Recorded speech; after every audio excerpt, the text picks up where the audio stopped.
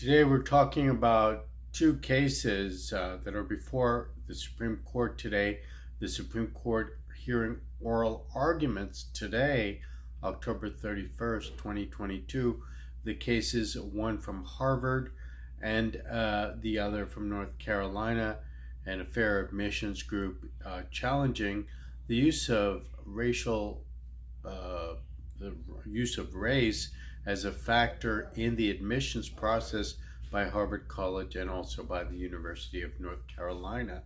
What's at issue for the Supreme Court is a 2003 case from the University of Michigan, which is Grutter versus Bollinger, in which Justice Sandra Day O'Connor, retired Supreme Court Justice, she wrote in that opinion of Grutter versus Bollinger that the university could use race as a factor in admissions as a compelling interest of diversity, that the interest that the court, that the university was pursuing is diversity, that diversity was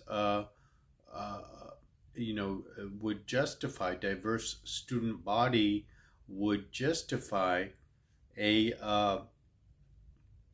use of race in the admissions process at these universities. Now, in today's oral arguments, Clarence Thomas said, expressed a lot of skepticism about diversity as a goal in itself. They say, universities saying, it helps, acquire truth, get closer to truth and stuff.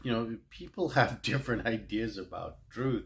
This can take you into, philosophy 101, but we're not going to go there here. Basically, there's two ways the court can go about it. Basically, the 2003 opinion, Grutter versus Bollinger, stated, as I think many of the Supreme Court affirmative action cases have stated, that using race-based quotas or preferences is not the way to go long term, that because of past discrimination that the court admits to in the United States, that there was discrimination in the past.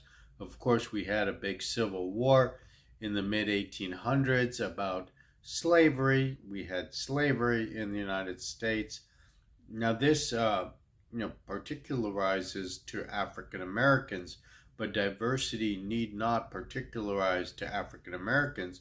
It can involve any racial minority group, or even whites could be, admitted based on their race in a particular case. Now, let me continue this line of thinking, which is that these cases, including Grutter versus Bollinger, which states in Sandra Day O'Connor's words, maybe 25 years, these types of racial quotas would not be needed anymore.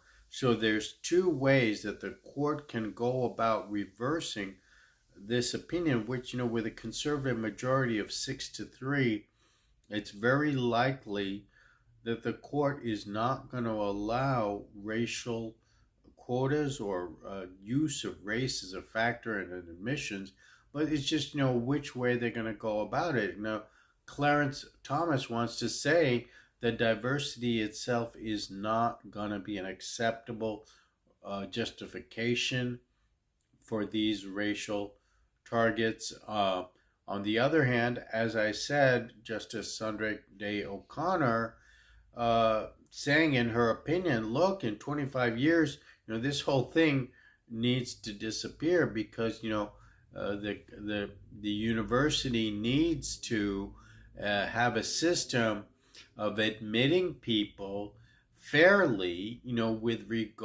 without regards to their race, that the system of admissions at the university should create a proper balance of students. Otherwise, the implication is that one race is not as qualified or is different than another in some way, which creates an imbalance in the student body, that the blacks are not admitted because they're not qualified and so forth.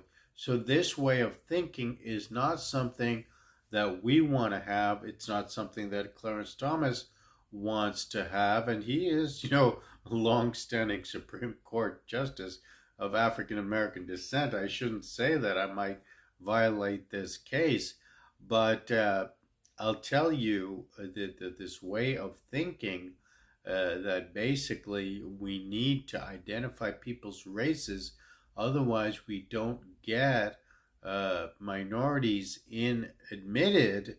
This is the wrong-headed way of thinking that the Supreme Court is well aware of, and Clarence mentioned it today. Basically, that the whole goal of the series of affirmative action cases, whether Brown versus Board of Education in 1954, University of California versus Bakke, here Grutter versus Bollinger, and today the two cases, one from Harvard College, the other from North Carolina.